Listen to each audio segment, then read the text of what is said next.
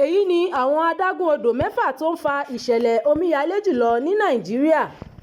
Ní báyìí tí òjò ti bẹ̀rẹ̀ sí rọ̀ káàkiri ní Nàìjíríà, ọ̀pọ̀ àwọn èèyàn tó ń gbé lágbègbè tó súnmọ́ omi ló ti bẹ̀rẹ̀ sí kọminú lórí ọ̀rọ̀ omíyalé tó ṣeé ṣe kó wáyé. Lọ́dọọdún ni omíyalé láti àwọn adágún odò máa ń dá wàhálà sílẹ̀, èyí tó máa ń sọ ọ̀pọ̀ èèyàn di aláìnílé lórí. Lọ́dún tó kọjá, omíyalé dá wàhálà sílẹ̀ nílùú Maiduguri nítorí bó ṣe gbẹ̀mí ọ̀pọ̀ èèyàn. Nínú ọdún yìí, omíyalé gba ẹ̀mí èèyàn tó lé ní 200 nílùú Mọ́kúwà tó wà ní ìpínlẹ̀ Niger.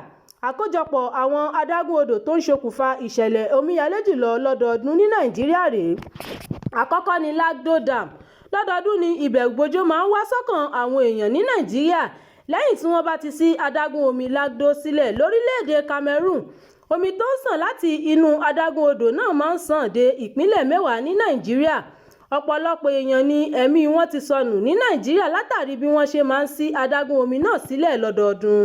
Lára àwọn ìpínlẹ̀ tí adágún odò Lagdo ní Cameroon yìí máa ń ṣe àkóbá fún ní Nàìjíríà ní Adamawa, Taraba, Kogi, Nasarawa, Benue, Anambra, Bayelsa, Cross River, Delta, Edo àti ìpínlẹ̀ Rivers.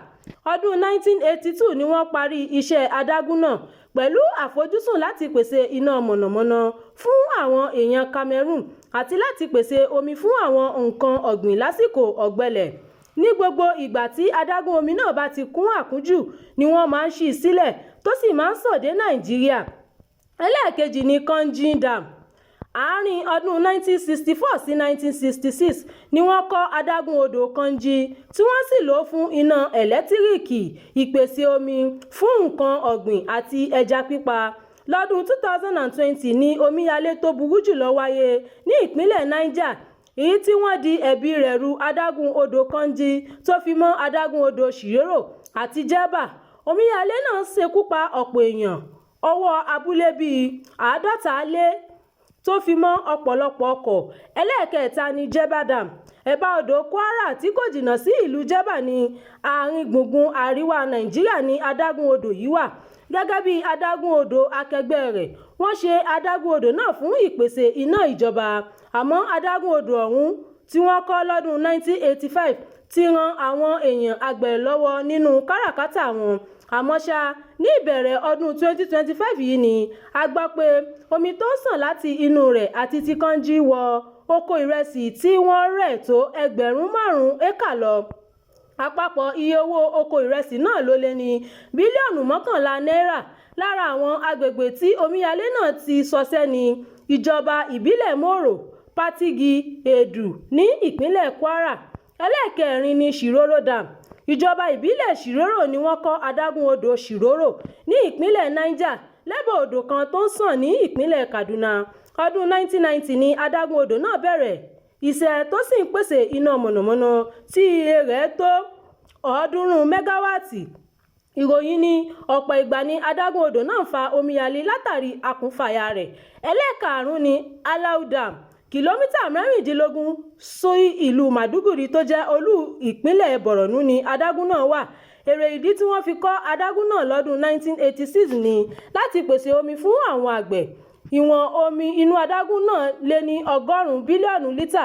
Nígbà tí yóò fi di ọdún 2024 ni adágún odò náà bẹ́, ó sì fa ìṣẹ̀lẹ̀ omíyalé tó burú jùlọ nínú ìtàn ìpínlẹ̀ náà láti 30 ọdún sẹ́yìn. Ẹlẹ́ẹ̀kẹfà ni Kashimbila Dam.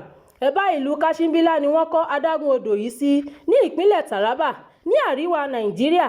Àárín ọdún 2011 sí 2015 ni ìjọba múra láti parí adágún odò náà láti gbógun ti ìṣẹ̀lẹ̀ omíyalé láwọn ìpínlẹ̀ bíi Benue, Rivers, Cross River àti Delta. Yàtọ̀ sí pé adágún odò ọ̀hún yóò pèsè omi tó jẹ́ geere fáráàlú, wọ́n ní àfojúsí pé yóò pèsè iná mọ̀nàmọ́ná, yóò sì wúlò fún àwọn àgbẹ̀ ní ìpínlẹ̀ Taraba. Àmọ́ ìkùnà ìjọba láti parí iṣẹ́ kíkọ́ adágún odò náà ti ń fa omíyalé láwọn agbègbè tó yí ká ní gbogbo ìgbà tí wọ́n bá ti ṣí adágún odò Lagdo ní Cameroon sílẹ̀.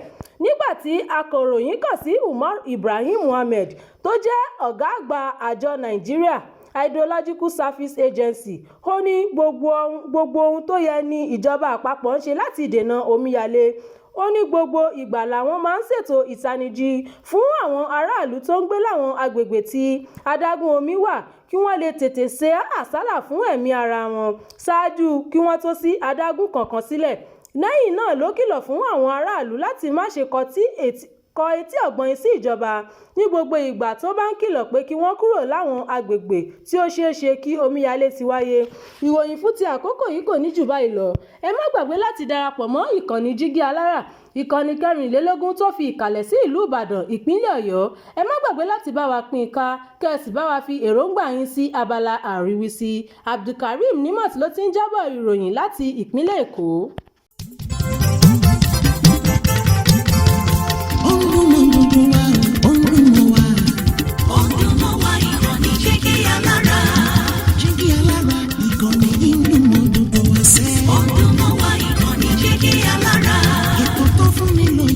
Ètò tó wà ní lọ́yẹ̀ wà ń bẹ̀. Ọdún mọ́ wá ìkànnì Jígí Alára. Ìròyìn lóríṣiríṣi tàbí mọ bó ṣe ń lọ láwùjọ. Ọdún mọ́ wá ìkànnì Jígí Alára. Ìkànnì Jígí Alára. Jígí Alára. Jígí Alára. Jígí Alára. Ìkànnì Jígí Alára 24 bàbá gbogbo.